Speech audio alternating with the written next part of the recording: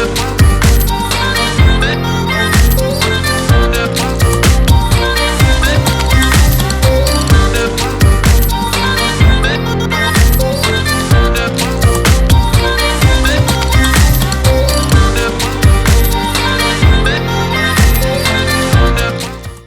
morning, good morning, good morning, and thank you for joining me on another episode of the Roundtable Talk Show.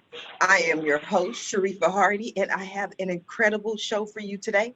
This show is going to be a lot of fun because I have the opportunity to sit down with two gentlemen and discuss their business. But before I go ahead and introduce them, I'm going to ask you to do what I always ask you to do, and that is to go out and be an evangelist for the Roundtable Talk Show.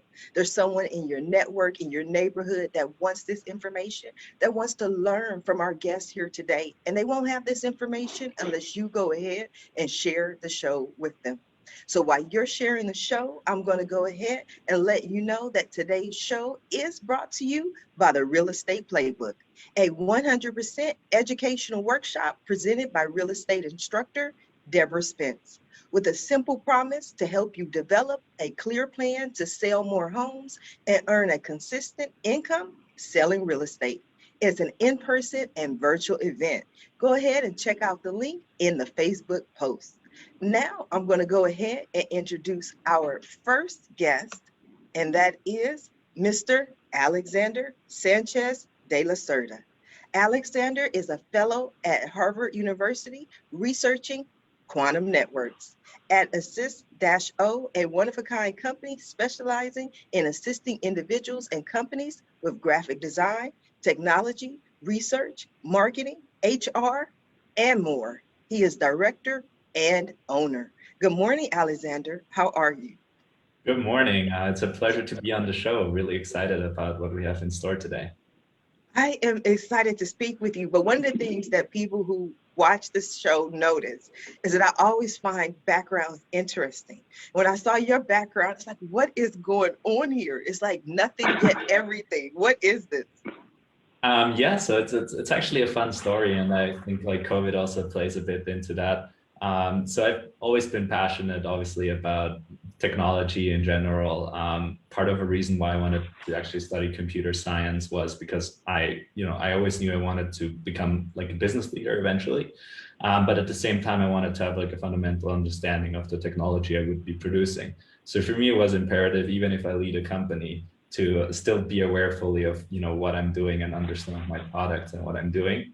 So I went ahead and I got against studying business and went with computer science, and I'm super happy about that because it gave me so much insight into patterns, just in general how technology works, basically everything that powers technology in the 21st century, and especially with quantum computers, what is coming up in the next years, decades forward. Yeah, with the Assist-O, we decided to go into an entirely different direction. And I have to say, it's so phenomenal to actually like work with people and kind of like start from the base, like build up a team, a core team of people, scale a business, develop it, and then eventually circle back into like getting more back into the technology. But I guess we can talk about more about that in a second. That was interesting, but I'm one of those layman people. You got to spend a lot of energy explaining exactly what you just said in layman terms. So we'll get into that. But my question then is, are you one of those people who believe, and I don't know if you were a person who was told that robots would take over the world. There are people who believe that and people who have that fear of that. So no, I think we are the creators of technology, and we're using technology right now. We're in Zoom meeting, but we can stream it live on so many different channels. And this is exactly what technology empowers us to do. This is what I'm working hard every day. Yeah, just with Assist-O, we're just instead of focusing on the technology that I focus so much on in my academic setting, I also wanted to really show that I can actually also do it on the level of supporting everything that you need to make use of the technology.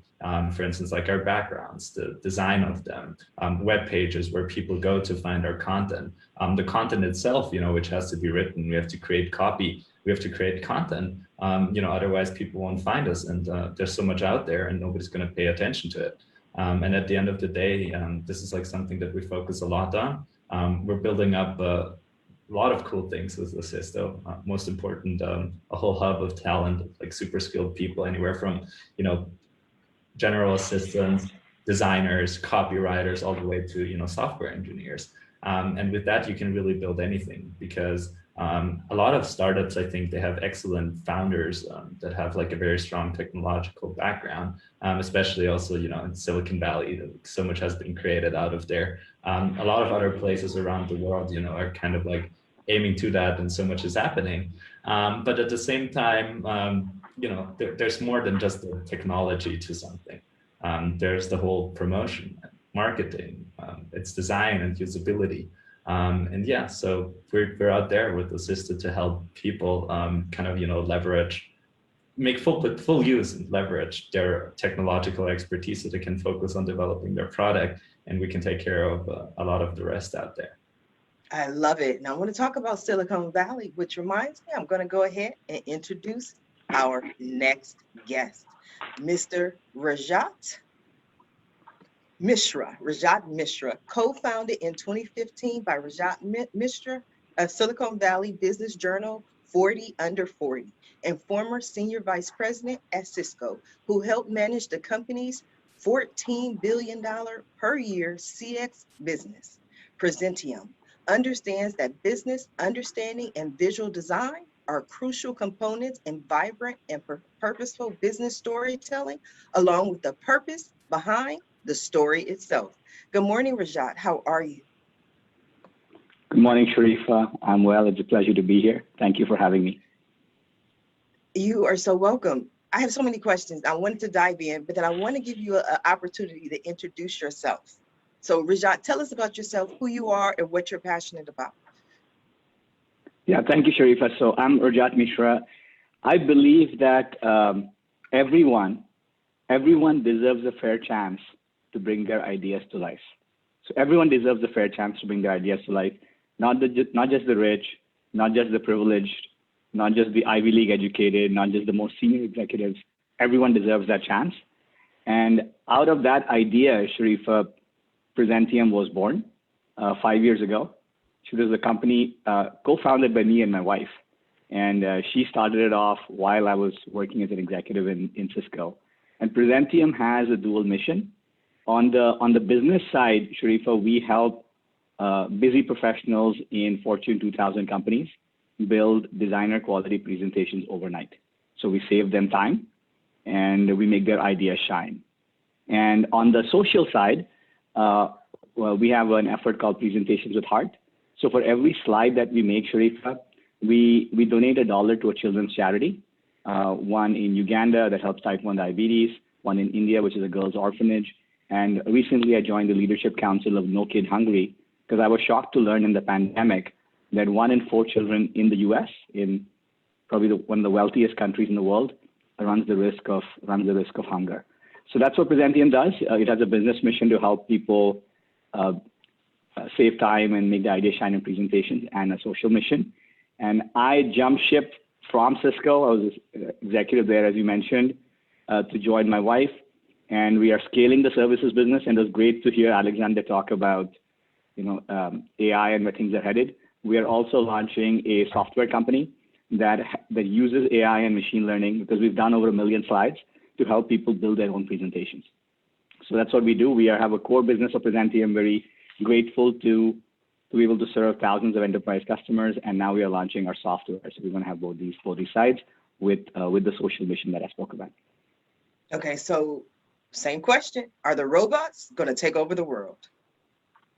Yeah, I think I was surprised how much I agree with what Alexander said, right? Is that human ingenuity has created everything that we've had so far. I'm a rational optimist, and I feel as long as we have the right function we are solving for, the machines will continue to help us in what we are building.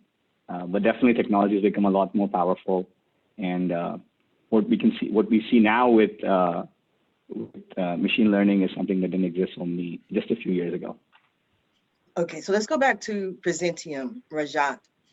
One of the Yeah. things that you mentioned, and I just want to make sure that we're clear on the same page, is that with your company, one of the main purposes and one of the main reasons you started it is because there was a sort of barrier of entry to people being able to get their ideas out there. And usually that barrier was finances. So people who had the money and the resources to be able to bring their ideas to life could, but people without the resources were unable to. Is that what you're saying? Yeah, absolutely. Because if you think of a company or any kind of large business, presentations are clothes for your ideas. And unless your ideas kind of look good, fit well, are designed to attract people, your ideas won't fly. And in my time at Cisco and McKinsey before that and Microsoft, I found that there were so many people who have great ideas, but they're unable to get it out in the best way because either they haven't been trained, or they don't have the resources to employ agencies because agencies are very expensive.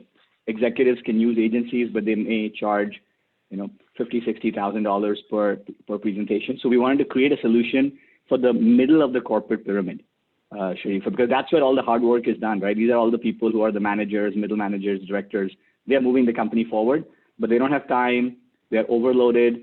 The resources are too expensive. So we wanted to focus on that group and help them, because this feels very unfair to me, kind of going back to everyone should have a chance to bring the ideas to life. It feels, Sharifa, like the playing field is not level. Mm-hmm. If you're an executive or if you have money or if you've gone to an Ivy League school, it's much easier for you versus people who are really doing the hard work. So we wanted to create something which helps people in the middle of the pyramid. And with the software, we want to democratize presentations even more and take it to smaller companies as well. But that's absolutely right. I believe that very strongly. I grew up in a lower middle class family in India, and I know that if you are not privileged, you have fewer shots on goal, right? You may not have enough shots on goal, and we wanted to build a company that doesn't kind of levels the playing field when it comes to presentation and business communication. Interesting, Alexander. What were your thoughts on what Rajat had to say? So it's very exciting. You actually mentioned that you donate $1 for every slide that you create. Yeah, that's right. I mean, I'm proud to say that we started this when I joined right at the late 2019, and we've donated like more than $250,000 now over the last 1.5 years to. There's a center in Uganda that started by a friend who went to business school with us. We're building a campus now for kids with type 1 diabetes because her sister died due to type 1 diabetes. The orphanage in India has grown from 40 kids to 450 kids. And then I'm just starting the work with No Kid Hungry. So it gives a little bit of meaning in that, Alexander. I think you and Sharif also relate to this, right? There's more to life than making money. So if we can make the world a little better place in some way. And I didn't want to wait till I was 60 to say, okay, now I've made my money. Now I'm going to shift to philanthropy. We wanted to kind of integrate the two. So my wife and I, when we look at the business, we look at both the metrics, right? What is the financial bottom line and kind of what's the social bottom line? But so how does it work? Because like I feel, there's so many great tools out there, and I feel like, really everybody can create professional looking slides on their own. At the end of the day, people still have to pay for your slides. So how does it like empower people, other than, them just creating it themselves on their own time? Yeah. What's surprising is what we found out that 30 billion hours are spent every year, and 2 billion business presentations are made every year. So it's a massive issue. And most people know how to use tools like Google Slides or PowerPoint, but it's not just about the slide, right? It's telling the story. Like, how do you tell the story? And the PowerPoint is the medium. So what our company does is we have management consultants who understand the business, and we have designers. And when you use us to build the presentations, both of them work together. And I think where you're going, Alexander, is even that service has a fee, and many people cannot afford that service. That is why that's why we're creating the software, which will be even more affordable, so people can do it themselves instead of sending it to us. And then we also, and another thing we launched is a media company called Think Deeply, Speak Simply, where we have our own podcast, where we get guests, and which is a free channel, where every 2 weeks we have guests like Guy Kawasaki was on our podcast talking about how do you do presentations. So we're trying to democratize it and push down the price point. We started with services. We built 1 million slides, 25,000 presentations. We've learned a lot. using that data, we're building the software, and we started the media. But I think lots needs to be done to push the message out to everyone. Yeah, cool. I think so. Something similar at Assista, actually, I think we actually almost went a step further, because Assista was actually born more of an initiative rather than, a goal to commercialize it. During the pandemic, we realized, especially so my roommate, he grew up in Croatia, and we just saw how many people, during the pandemic, or at the start of the pandemic, or even before the pandemic, were already struggling. And our goal was what can we do about that? Is there any way for us to find the smartest, hardworking people and provide them with opportunities? And our way of doing that was seeing look, there's so many Western companies out there that develop incredible products. Especially back then I was studying still in Switzerland. And it was so fascinating, all of the things that are produced there. But you realize, even with European Union and, free travel basically amongst the member states, kind of similar to the United States, actually, being United States, you can, travel freely across state borders. There's still such a barrier in Europe, for certain people with certain passports and nationalities to still relocate, for instance, to Switzerland, because even though there's nothing physically preventing them, it's still a financial barrier that a lot of people are not taking, therefore they're not fortunate enough.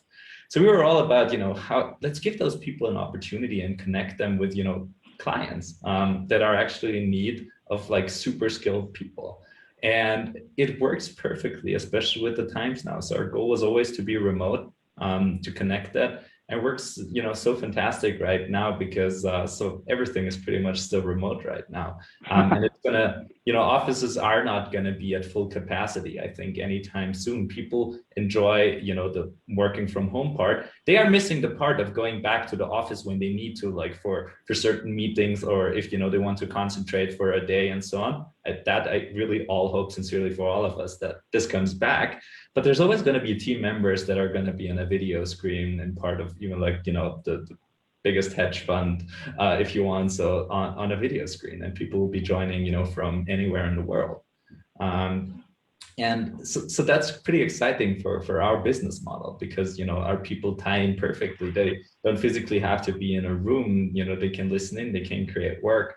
And that is, I think, pretty fantastic. And yeah, so I guess to all of the small business owners, startups, and entrepreneurs out there listening right now, I think with the Assista Startup Initiative, it's very attractive. You have a great idea and you're working on that, but you need support, in the first accounting steps, how to actually establish a business, be it falling establishing an LLC or a corporation, or you want to get some design, or your first web page out there. You cannot do without a web page today. But at the same time, if you have that brilliant idea, focus on that, and delegate stuff early on. And that is what Assista is all about. We're really not at all an agency. We're also not a recruiting place. We are a pool of talented people that through Assista get an opportunity, that are vetted, that are trained. But then you basically have skills that you're getting. You're not getting people.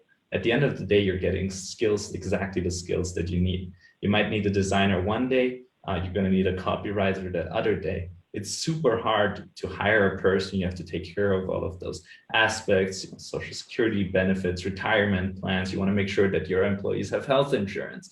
We take care of all of this. And you just say how many hours of support you need within a month.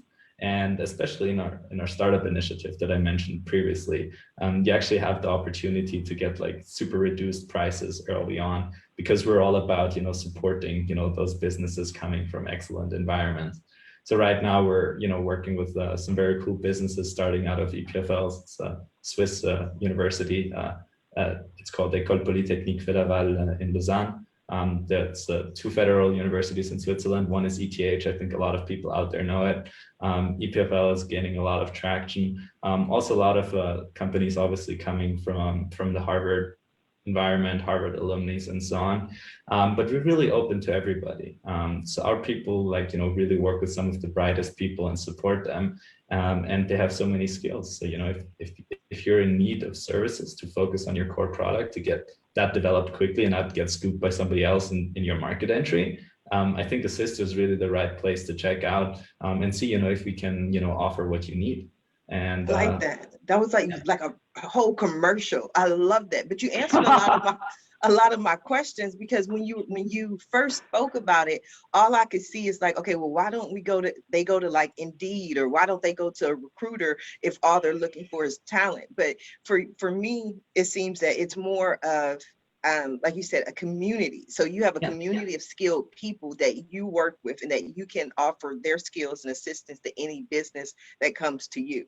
Yeah, so like just imagine, remember back when you started all, your various ventures, think back, or if you're in the process of it right now, it's really that process, you have your idea, it's kind of like a seed, it slowly grows, you manage, to fascinate people around you about it. And, eventually, you start doing work actually of like 2-3 people. You're essentially doing 3 full-time jobs or 2 full-time jobs, especially very often while you're still employed, right? Because, you don't want to kind of like give up your job early on, and then your venture, it doesn't really work out. And, you get all of these responsibilities, and suddenly, you're running marketing, you're running HR, even though there's nothing really like in terms of human resources yet, but, you have to like sign contracts, you constantly have to take care of stuff, you're in meetings, you have to meet like your potential partners. And, it kind of like just scales up, and like still the largest barrier for people is like getting that first employee. Like if you get your first employee, you kind of like already made it. But it's like such a hard step to get there, right? It's like you essentially work like 110 hours a week until you can like be like, now with good conscience, I can afford somebody. And, we really wanted to alleviate that pain. And you were like, get help right away. Why would you be struggling doing something 30 hours that somebody skilled would probably need like 3, 4, 5 hours for? And then it's really just the part also that I mentioned before, abstract away just from like the individuals. You don't need like the designer, hire a copywriter, hire a web developer. What you really need is you need one coordinator that is like the person that you talk to. And in the back, you really need skills. And you don't want to pay somebody like, 40 hours a week, and then, then you only have 20 hours of work and so on. And, you'll basically like hurt your business early on and hurt your cash flows, and you don't want to do that. And with Assist, just get those plans that perfectly suit your needs, and you update them, month to month, even if necessary, or every 3 months. And you add skills, as you go. You're working this month on that. Next month you need a website. We're there for you. And I like that. You get that with agencies, but then you're probably going to be bankrupt, before you get to do anything. Well, you both are the same as far as the whole, you want to offer services. You want to help people without bankrupting them. That's amazing. Rajat, what were your thoughts on what Alexander had to say? Well, I think one thing I was thinking about, Alexander, while you were speaking, one of my fondest memories, when I was, long time ago, I was an undergrad, I actually did a summer internship, and I went to Europe. And I went to Lausanne, right? You mentioned EPFL. I had a few friends who were doing an internship at EPFL. I went to Lausanne. And Sharifa, there's a funicular, there's a train that goes up a little mountain. And when you go up the mountain, there's a little fancy restaurant.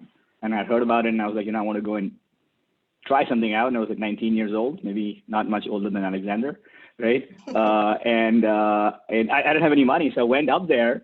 And I looked at the menu, and I was like, everything is so expensive. And I love ice cream. And I was like, okay, so I'm just going to eat one ice cream, right? So I ordered an ice cream, and I ate it. And you could see the beautiful kind of, it's on top of a mountain. So you could see that. So I was just thinking that, man, it's great, growing up and spending time in Switzerland. I think that's awesome. And so it took me back to that ice cream, Sharifa. That was one. And the other, the same thought struck me that struck you. I think we're both in the business of democratizing things and making it accessible, because even for us, agencies are like 3x or 4x as expensive as us. And we've only focused on one thing, making presentations for middle managers that don't have time. And we're going to do software after the service. But it's really about making things that are not accessible to people and only accessible to, like I said, right, everyone deserves a fair chance. And that's what kind of you're doing, right? Like the person who's starting up, an entrepreneur, how do you help them kind of connect to talent? And that's all that matters. It's not that 40 hours a week. And we're trying to do the same thing, that people, middle managers, after a busy day of working, at 5 p.m. Now they think, okay, I have this presentation to do for tomorrow. How am I going to do it? I'm not trained, and my boss is going to judge me based on the quality of this clothes for my ideas. And instead of working, 6, 7, 8 p.m., instead of spending time with their kids or having dinner with their wives or husbands, what they can do is they can just shoot it over to us. So if you send it to us by 5:30 p.m., by 9:30 a.m. next business morning, you're going to get a polished presentation in your inbox. Some customers call us Christmas in an inbox because you open it up in the morning and you get a gift. And pre-COVID, people would hug us. My wife Deepthi, when she started, with her friends, people would hug her like, you don't know how many hours you saved me. You saved my marriage. I've spent more time with my spouse. So it's great. I mean, I love as a computer science undergrad myself. And my first job was as a software engineer in Microsoft. I love, Alexander, what you're doing. I think, and Sharifa, thank you for connecting us because we didn't know each other till this time, but I think it looks like we're both going after the same thing, right? Democratizing things so that people who didn't have access to those resources and that talent and that quality can have access now. I like that. I think we're very much working like in a similar avenue, like you said, and it's just there are like you said, there's an agency out there, but it's it doesn't have that same personal touch. Like you don't actually get somebody who cares about what you're doing, and that is what bothered me most in all of those aspects. You might have like a sales process where there people are super nice to you, and they promise you everything top to bottom. But then at the end of the day, kind of you get like half-heartedly or maybe heartedly work done, but you don't really have like a connection. It's always like the agency does like some work and you get like a result, or especially when you go into consulting, then it's really like there's just somebody working, and then you get like something that you should do, and it's really up to you. And so I kind of like always make a point of saying, well, what are you actually doing? We are the ones who do what the consultant would tell you that you should do. Mm-hmm. And you actually get a person that that person, your business is going to matter to that person, and that is going to be like their primary objective, to support you in that. And especially like for the coordinator that works with all of the startups that we're working with, they're constantly like looking into like which other people can they loop in to get the best results for the people, and that is so fascinating. And Rajat, it's so funny that you mentioned Lausanne. Yeah, it's really true and crazy, like with the prices in Switzerland. I always say it's like a funny joke, because like all of the restaurants are like also closed in Switzerland. It's not like the US. It's now reopening that are like so fast in their vaccine rollout, which is fantastic, by the way. So I always make a point to say I haven't even really noticed that I can't go to a restaurant, because at best you'd maybe go once a month, or like one time every 2 months to a restaurant, just because you not go out as a student with a tab lower than like $120 or so, which is like not typically money that somebody has to spare. At the same time, you do have to say you typically make like $35 an hour working as a TA at university, which is pretty fantastic as well. Wow, so, I don't think teachers here make $35 an hour, so that is incredible. I want to go back to something you said, Rajat, when you said if you get it over to us by a certain time, and then we'll have it back to you by the morning. That made me think of one or two things. One thing is that it was done so quickly, it can't be up to my standards. But then the other thought came to me of, okay, if I'm sending it over and I'm sending over all the content and the writing and whatever, then I could have just done the presentation myself. So please explain that process to me. Yeah, so the way it works is all the magic happens in those 15 hours, right? Mm-hmm. So you send it over to us at 5:30, and what you send is a draft presentation. So it may not look pretty, might be unorganized, or you can scribble something with your hand, or you can take a picture of something, put it in. So you can send us something which is very rough and very draft. And what we do is we three things kind of makes it unique, right? First is we have some people who are ex-management consultants, right? People from a McKinsey or a ZS. We serve a lot of the largest healthcare and tech companies in the world. So they look at it and say, what's the best way to organize the information? So these are people who are trained in taking content and presenting it in a form that an executive really gets it. Because the people sending it, they may not be trained or they may not have time. So once they kind of figure out, okay, because most people use like bullet lists in presentations, and people say death by PowerPoint, right? It's because there's so much text and it's all kind of, it's not visual. And now with Zoom, there is so much Zoom fatigue. So what the first team kind of does is, how should I lay this out so that it's easier to digest? And then we have a design team that takes it and makes it look nice. So it's not just about making things look nice or pretty. It's also what's the best way to make the idea shine. And we also maintain personal profiles for each individual. So like if you go to Netflix or a Pandora, you get a song or a movie that you like. We keep preferences of each person. So each person gets the presentation tailored to their particular style. So that's what we do. And between both the teams, we work together back in the morning. So we serve some of the largest companies, right? Like AbbVie, AstraZeneca, Roche, Genentech, Novartis, and I'm very proud to serve these companies with all the great work they're doing with the vaccine, and also a lot of the tech companies. And what's amazing, Sharifa, is that in our revision rate is less than 2%. What that means is in the morning, when people get the presentation, 98% of the time, they are super happy with what they got, and they don't send it back to us for any edits. And the problem with agencies is you have to get on the phone, tell them what you want, etc. But by using data science, the knowledge of 1 million plus slides, and having a really kind of talented team, there's no back and forth, and the price is like a third or a fourth of what an agency would charge you. So far it's working, and as we collect more data about what kinds of things people like, we're getting smarter in doing that. So that's how it works. Does that help answer the question? That has answered the question immensely. But now I have another question. So yes. Rajat, can we create a presentation to present all of the benefits of Assisto? For what, sorry? Okay. Oh, yes, we can. We can. I think I would say the service is designed for Fortune 2000 companies, right? But Alexander, with our software, which was in alpha right now, and we are launching it in the worldwide launch in June, it'll be called Present. You can make beautiful presentations very quickly, and it's not just about making them look nice. It's also, we have business understanding, right? And the other thing, Sharifa, is when most people present, we present from our perspective. Mm-hmm. But what's really important in the presentation is the presentation should change based on who the audience is. And that's really very hard to do, right? Because we have our way of thinking, and we have our own pitch, and we just keep repeating our own pitch no matter who's listening to it. But what we're trying to do with the software is now tailor it to the audience. So based on, if you change the audience, the kind of presentation would actually change. But we can definitely talk, Alexander. I'm happy to.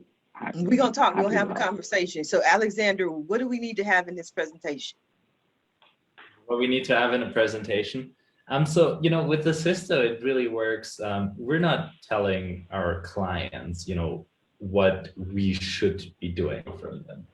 We trust in our clients to know how their business should work. We don't want to be consultants, that come and tell you how to run your business. Like, maybe it's like the way I've grown up. Maybe it's, the kind of like education, that I was like lucky enough to enjoy. But, I really believe in, that anybody from any background, if you have your idea and you're persistent enough, you're going to know what to do, and you're going to find the right people. You have to find your right people to surround yourself with, that your business will work.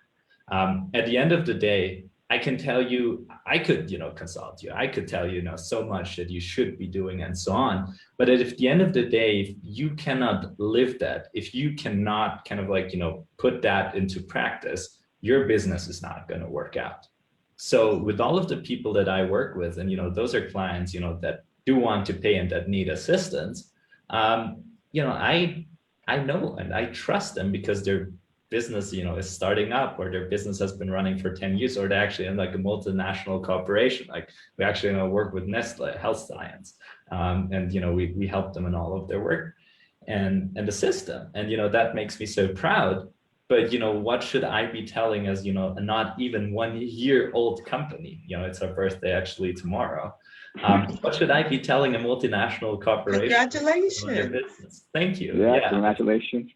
Yeah. And that's not even incorporation. That's really when we started, dribbling or scribbling, kind of like the first sketch, pretty much of what. So you started. Sorry, I didn't mean to interrupt, but that's what I tend to do. You started a business in the middle of a global pandemic. Yes, absolutely right. And the goal, like I said, it was not to make profits. It's still not to make profit. It was not even to be commercial. It was all about, hey, there are so many brilliant people out there. And now more than ever is the time to support those people and give them an opportunity. And there was an ulterior motive, because like I had the feeling, and back then it was really just a feeling, that there are so many individuals and companies out there that could profit from that. We have, like, as on the private client side, we even work with like a New York Times best-selling author. We actually have like a bunch of people, like phenomenal backgrounds. It's like, I feel like, bowing in front of them, with all of their accomplishments, what they've been like pulling off. It's like so fantastic.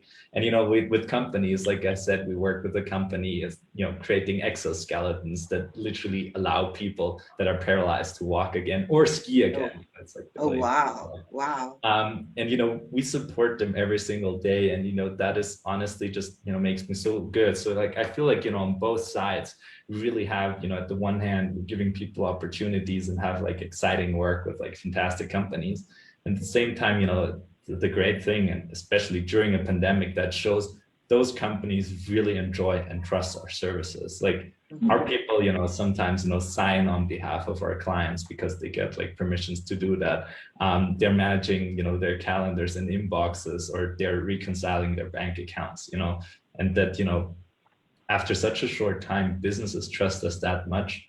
It's phenomenal. So coming back to your questions, I don't tell businesses how they should run their businesses. I'm just providing them with the right people so they can, what they envision, what they want to do, they can execute on that and kind of bring it to life. And that's what people come to for. So I had a question, Alexander, for you, Sharif, if I may. How is the pandemic affected what you are doing, Alexander? Kind of your this business. Is a phenomenal I also left kind of my corporate path right when the pandemic started to kind of build Presentium and then the software. So how has it been over the last year? I mean, it's a brilliant question, but I really wouldn't be able to, answer with like statistically validated data, because we started during the pandemic. What I can tell you is on the individual client side, we do notice that, people have so much time, they spend so much time at home, and, there's, the typical thing is like, booking like all of the travel, like organizing all of this, like finding the right places. You're in a new city right now, like sitting here and you're like, what should I actually be doing? Normally you have an assistant and perhaps for that. And we really wanted to make that accessible to everybody. But, people have so much time and they can, they're literally sitting, on their couch at home and they're kind of like fantasizing and, where can I travel again once I'm vaccinated? And, kind of like CDC, changes all of their recommendations. So that I've noticed quite strongly. But, once again, looking forward to like once kind of like the pandemic, ceases a bit more, I think demand there is going to pick up. For businesses, I do see it's obviously tough because, like everything is like virtual, but we're a virtual business at the core. So, in principle, that is fine. But it's still you're like, everybody's like worried. You don't have the same planning. You don't really know what is like going to happen, in 1-2 months. So there are like a lot of businesses that are really waiting on, kind of like demand picking up again, or especially, in Europe, like there are restrictions, like you cannot open your business, like, in Austria is under general lockdown in the East region, actually. So that means all shops are actually currently closed, not just restaurants. And so that obviously is, kind of like making it really tough. But then I feel, if we're so successful that we can go from 0 to 25 people working with us in, pretty much like 7-8 months, and all of that during a pandemic, I can't even wait for how demand is going to pick up, once everybody. I can't wait either. I can't wait to see where it goes. You have to come back and keep our audience up to date on your progress. Yeah.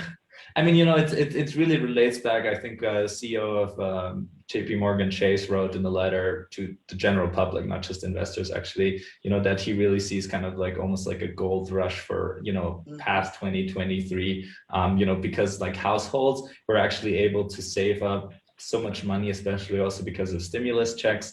Actually, it turns out, even though like obviously a lot of pandemic has put a lot of pressure on, so many like households, debt in the US is at an all-time low, which, is pretty exciting that people are actually like able to perhaps use the pandemic to actually pay off debt, kind of get finances a bit more into order. Obviously, I feel like I'm kind of like talking from an elevated position there, because at the same time, I have so many people like in my personal circle that have been struggling so greatly, like people that have not been able to get the education that they're actually paying for, which is like horrible. And we're going to see so many side effects, especially also on mental health.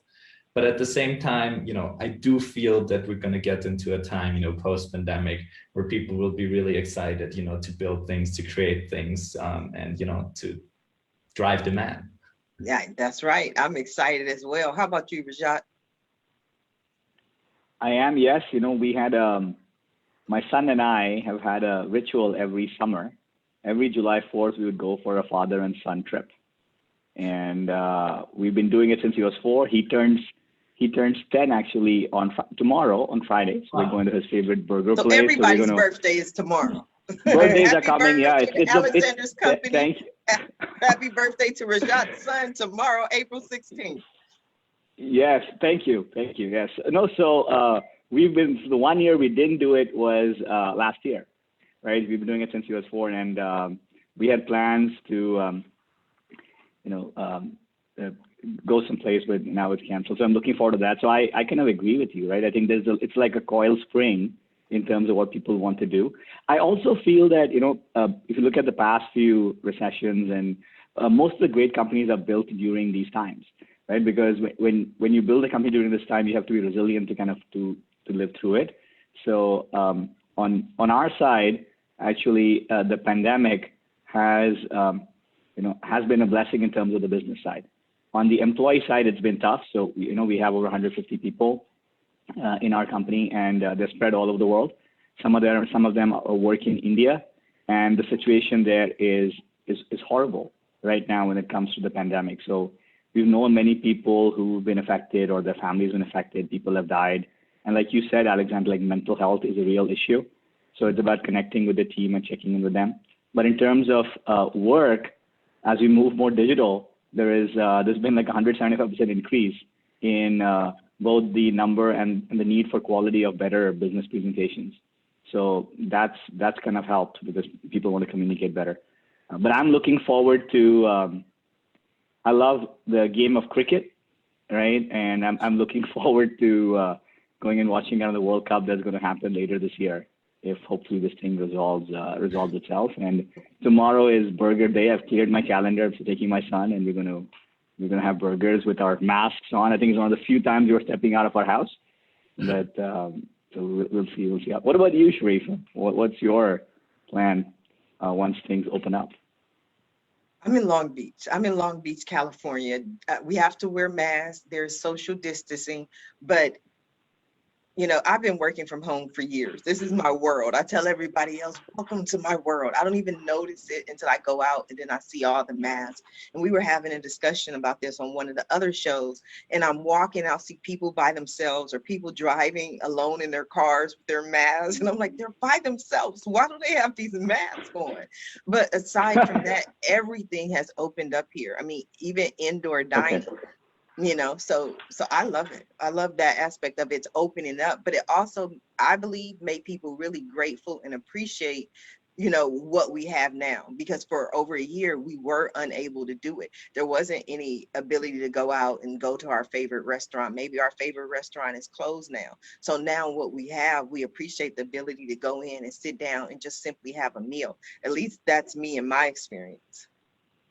Yeah, that's so true. I think I agree on our side also. I maintain a little gratitude journal, kind of writing down 3 things in the day that I'm kind of grateful for.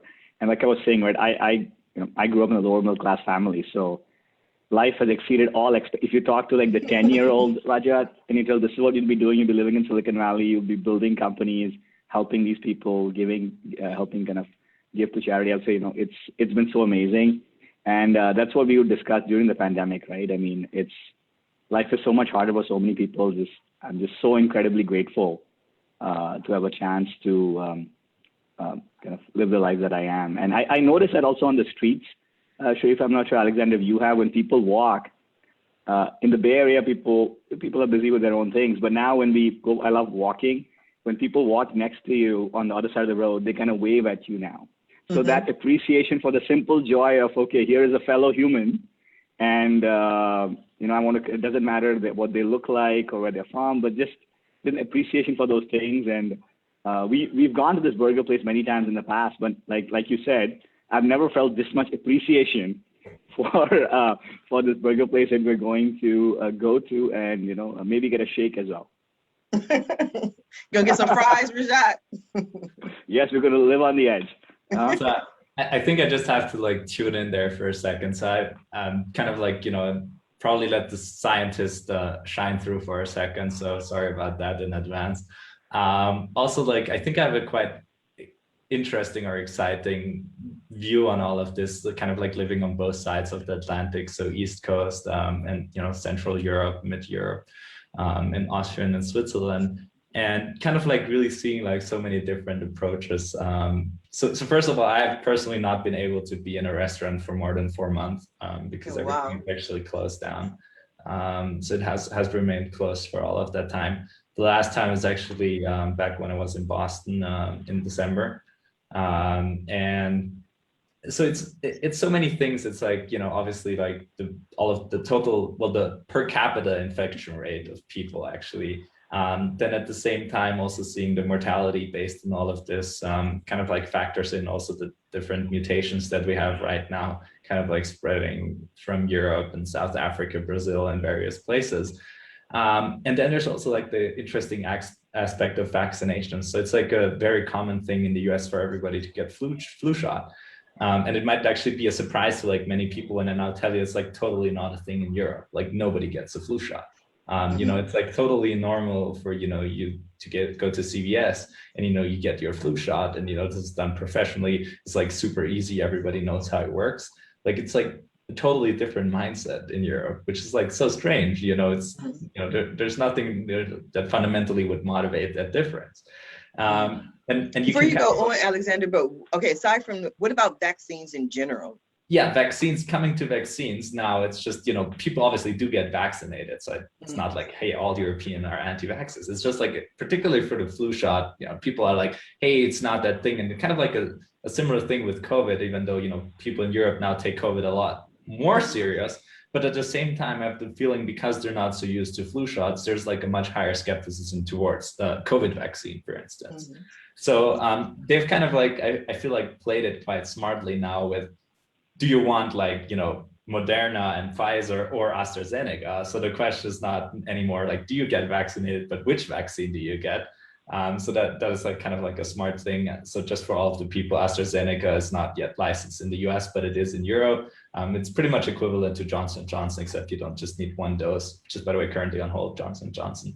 But you need 2 doses actually, and they're actually spread quite far apart, which further slows down the whole vaccination progress. So while actually on April 19th, like was announced, everybody's generally kind of any adult person is generally eligible for a vaccine.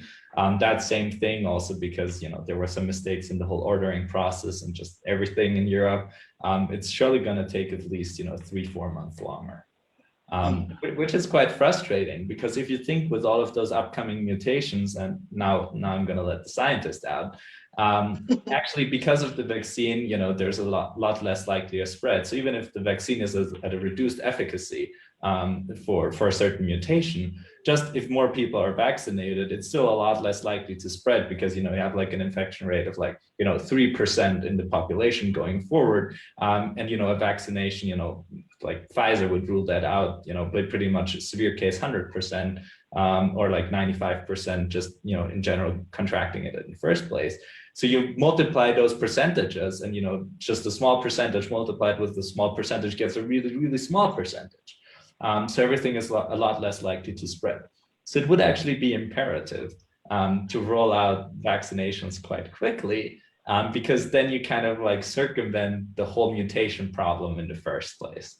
And so I'm pretty scared about that actually not happening fast enough in Europe and kind of therefore kind of like having a second round of, new mutations with like less efficacy towards the vaccines that could, kind of like circle back and like kind of like create like a whole, we had like first, second, third wave, like a whole new episode basically of COVID, if you want. So which would basically be terrible and a shame given that the US is actually sitting on so much vaccine that they don't even use and they can't export because of the contracts that, were made, during the previous presidency.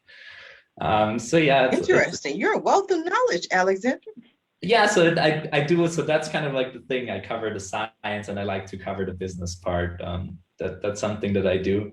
And it's just, I have to say, like, obviously, like, I'm not an epidemiology, like a research or something like that. I think they would be even more frustrated. But it's, still so kind of like frustrating to see like those whole problems that we had, especially back, last year with like contract tracing. And actually, like, the university that I was at was like leading in developing like, such a privacy preserving protocol. But everybody was like, no, I don't want to have like a tracker. This is like kind of like terrible, and like, big government is ruling in, and there was really no centralized data. It was all decentralized. And it's just kind of like so sad that we don't have this like general level of education, and it's not communicated properly. Kind of like what you said at the beginning of the meeting, explain it in layman term and make it accessible to everyone. So that's something that bothers me, and that, education is a really big key. So I'm like a huge advocate, for dedicating fundamentally all resources available that are not taken away from somewhere else towards education. I hear you. I definitely hear you. Rajat, you were going to say something?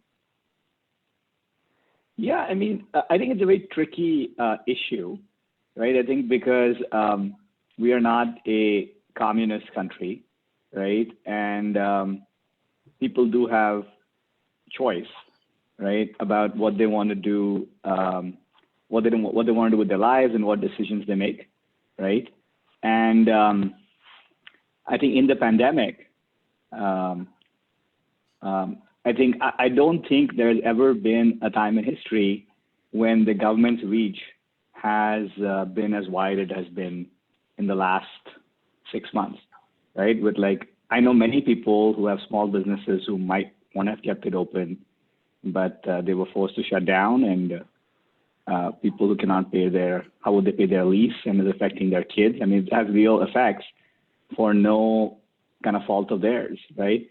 So I kind of applaud what the government did with the CARES Act and kind of all the legislation, but I don't know it's as easy as why people didn't do it, because people have free choice. That's why we live in the the developed world, right? And people didn't have that choice in China, and they contained the vaccine earlier, but the cost of that is freedom, right? So I think it's I don't think it's a straightforward issue, right? Because I went and got my vaccine. I followed the procedures laid out, but I can also respect people who didn't want to do that for whatever reasons they had, right? And that's what intelligence is, right? Intelligence is the ability to hold two thoughts that oppose each other in your head at the same time and still function.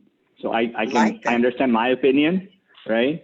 Scott Fitzgerald said that, so it's not me, he's an author, but he said, intelligence is the ability to hold two opposing thoughts in your mind and still retain the ability to function. So I think it's tricky. Like that. What I will say is just to be a little kind of optimistic. I think going back to like the greatest companies and greatest innovations that come in this time, and also to lighten things up a little bit, I'll share a funny story that in the middle of the pandemic, so as we were focused on our business and growing it, I got a message from one of our clients who's also a friend of mine.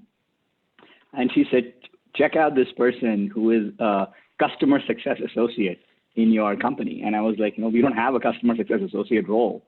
So she sent me a link to a profile on LinkedIn, and it actually was my son. So he had gone and created an account on LinkedIn and said, I'm a customer success associate at Presentium, and I'm here to make sure that the service exceeds all your expectations. And he said, I'm a student council member. I'm in 4th grade and working on my coding skills. So it's. I love it. That is so cute. And so I shared that on LinkedIn, and I had so many people say that, hey, this is, the future. It's so inventive. It's so inventive, yes. Right? And I always believe that, innovation requires constraints. Right? Yes. Like Mozart had a fixed number of notes, right? The great painters, they've had those few colors to kind of use. So you require constraints for innovation. And just to put, going back to I'm a rational optimist, right? I give the example of my son Samir and his customer success associate kind of LinkedIn page. He also went and connected with a bunch of our team members and our customers. But I think new ideas will come out, right? So we are also a fully kind of work from home company, right? We've been from the beginning. So new business models, new kinds of companies are going to come out. So I feel, I hope the mutation part, the deadly second phase of mutation doesn't happen. I mean, I don't believe that, but I can hold the thought that yes, it's quite possible. But I think we'll come out of this with a lot more invention. I mean, just taking an American perspective, it's like America 2.0, right? The new businesses, and so many people I know, like restaurants who have innovated, like new business models that have come in, and maybe the future is more of a hybrid version, right? A better version, right? Another kind of thing that I really believe is people think that the future is a better version of the present. I feel the future is not a better version of the present. The future is a different version of the present. So you cannot extrapolate where you are and say it'll look slightly differently. It'll be different, right? So I think in a way the pandemic is going to force all of us, like your business, kind of what we're doing with our business, and I'm sure so many other businesses out there, to create new opportunities for new people and have inventive folks like for new people. I definitely agree. Now we are coming down to the last few minutes of the show. And what I love to do at the end of every show is just give my guests the opportunity to speak directly to the audience, to everyone who is watching this show live, as well as everyone who is watching it in the archives, and let them know what you want them to take away from your appearance here today. And we're going to start with you, Alexander. Sure. Thank you. Yeah, to just kind of like, maybe let's start from the whole COVID thing. So I have to say I'm definitely also like totally for the free choice, but I also want people to be informed. So if you reject something because you're misinformed about it, that is kind of like a bad thing, and I'll actually personally not appreciate it, but obviously everybody is free to go about it. But yeah, just kind of like maybe just starting off with something non-business related. Please do inform yourself about pretty much anything that you have an opinion on, in order to make sure your opinion is sound, because that's just going to give you such a more powerful tool actually, to be informed and discuss with other people. So that's the first part. Secondly, I know COVID has torn us down in so many aspects. We've all suffered personal losses, consequences out of it. But I'd like to pitch it also maybe into something positive that we can take from it. The time that we had to reflect on what we're actually doing, and if we're happy with what we're doing, if it is the right choice, if you are happy with what you're doing every day. And I think so many people, and maybe also you if you're in the audience right now, were able to realize and make changes based on this, because you realized that you might want to do this and that different. And so I think I'm also grateful for myself that, I had that opportunity to start a business and, provide assistance to so many people's and companies out there.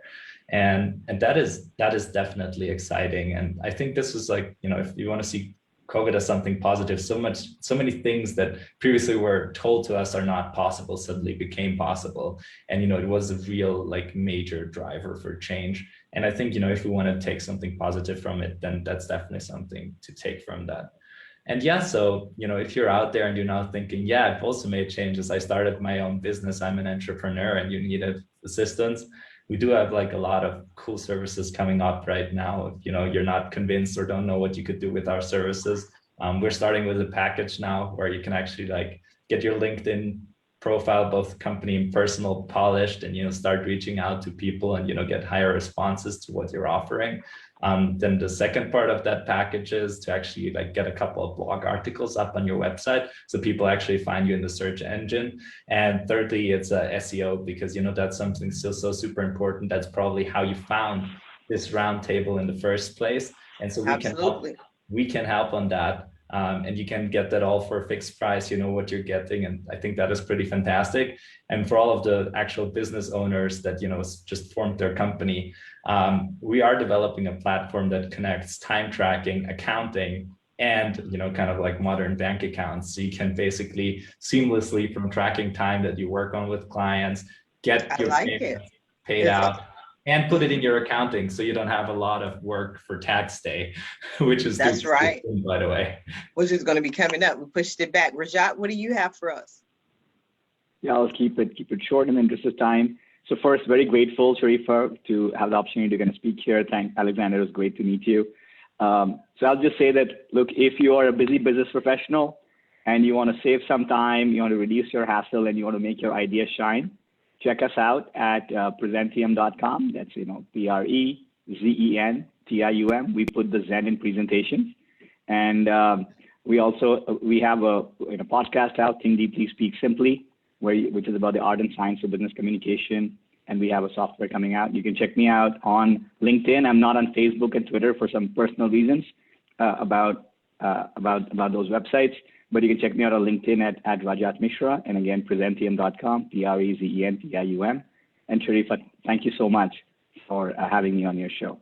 You are so welcome. I want to thank you both for being guests on today's episode of the Roundtable Talk Show. And I especially want to thank everyone who tuned in to watch this show live, as well as everyone who is watching it in the archives. Just because you didn't catch the show live doesn't mean we still don't need your support, because I do. I appreciate you watching the show. I appreciate you sharing the show, but I always ask, please support our guests. Our guests are here with you this morning to share their information, their beliefs, their journeys, and their companies with you. So please support them. Their website links are in the Facebook post. But as always, please don't just share the show and watch. Please follow our guests on social media, reach out to them, send them a message. And when you do, please let them know Sharifa Hardy says hi.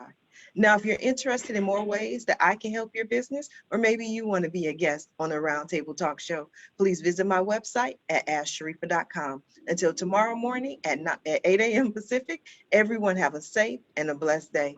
Bye now.